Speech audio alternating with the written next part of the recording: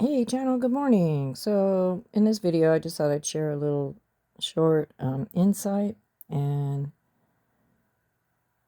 feature this design here. This is one of Isaac Cappy's t-shirts designs. It's kind of faded. So anyway, that's the graphic for today. And what I want to just talk about real briefly, I guess, is no, I'm not guessing. I'm actually doing it. So I realized today with myself, and the issue came up because I met a new person that I'm kind of suddenly thrust into having to deal with, and I've been internally battling in a way with, can I trust this person? Should I speak freely and all that? And then my discernment part about it comes up and has me hesitate and all that. So I was kind of wrangling about this issue with trust and discernment, and then I just remembered and realized, and this would not be just me, but when I was born, uh, I, and maybe every baby, everybody kind of has to learn to trust by default in their system. Like if you look at babies, they'll smile and trust you until you give them reason not to. And in my case, I was born, then I was in limbo because I was taken from my natural mother and family, so there was not a welcoming party or anything, and I was in limbo for 6 weeks before I went home to my real parents. And then of course babies are, you have to trust life. You can't just say, oh, here comes the scary adults, I'm going to run away. So, but what I notice in myself is that I've been operating on this trust by default kind of attitude with people my whole life. Has got me in a lot of trouble. Discernment has been a scary thing to do because if I think I'm discerning, it might cause me to make a different decision.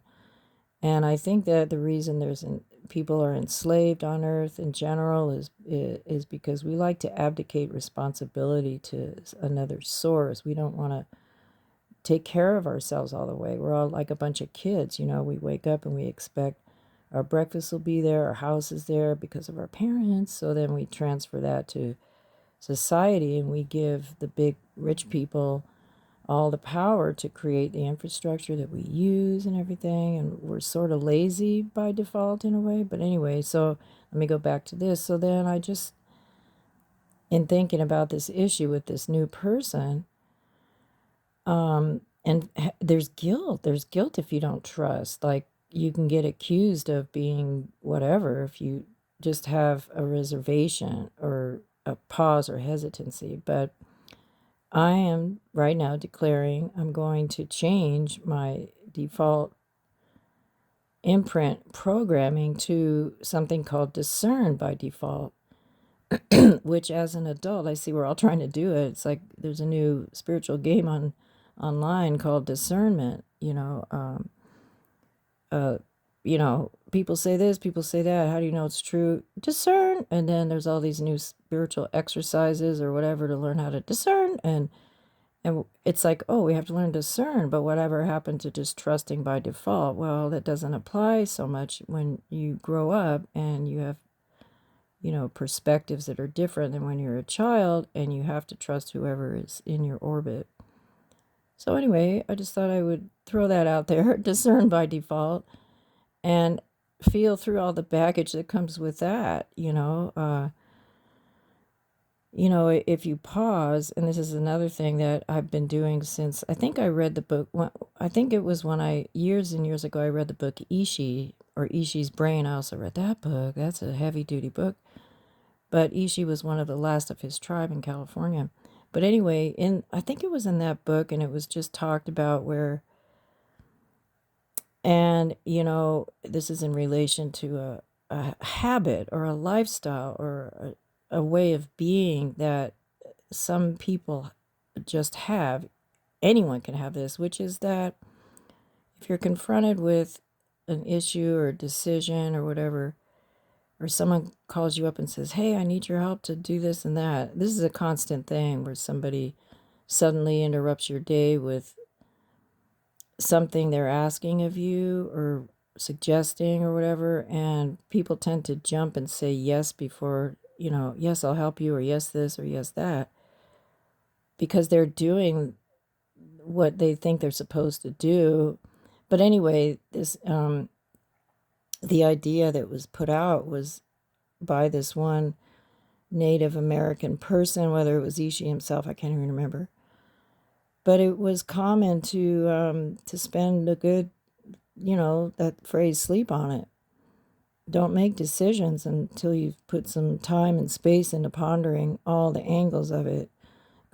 So it's like if someone knocks on your door and says, here, sign this paper.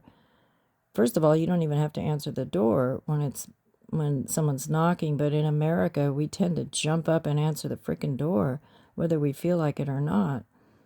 So there's, and so instead of just jumping with a response, we can actually slow down and think about it and breathe and all that. And that's not always easy, because part of how we get trapped into agreements that we regret later on is that we're rushed into it. So I think one of the best weapons or defenses, like the shields, something's coming at you and you don't owe anybody an immediate answer or immediate response for anything that comes at you in terms of a request or whatever, any legal issues or personal issues. You're allowed to just take a breath and think about it first. That's okay to do, and that's going to be necessary to do. And then you can kind of go through all your discernment process until you get to whether you can trust or not trust the situation.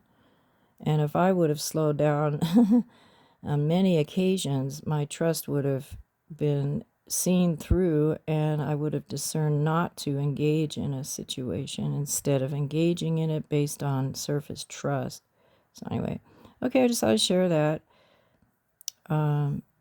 Trust by default turns to discern by default, which hopefully will lead to trusting the right thing and being right.